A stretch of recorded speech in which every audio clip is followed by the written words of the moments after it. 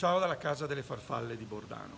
In questa situazione surreale ci sono alcune cose che non cambiano, in questo caso sono le farfalle, che ogni giorno continuano a nascere qui nelle nostre serre e noi continuiamo a prendercene cura.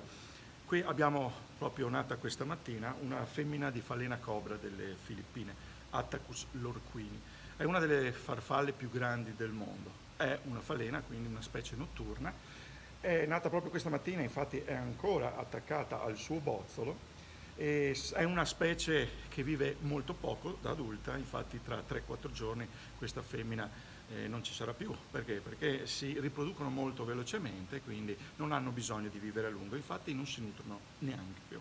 Ecco, se la venite a vedere più da vicino, potete notare appunto la forma della punta delle ali che ricorda la testa di un serpente, che secondo una teoria serve a proteggere l'animale, una sorta di mimetismo. E qui abbiamo anche queste peculiari finestre, sono delle aree dell'ala trasparenti che fanno sì che l'animale sia poco riconoscibile, perché sembrano dei veri e propri buchi, dei fori. Ovviamente per un predatore una farfalla con dei grandi fori sulle ali è una farfalla poco credibile.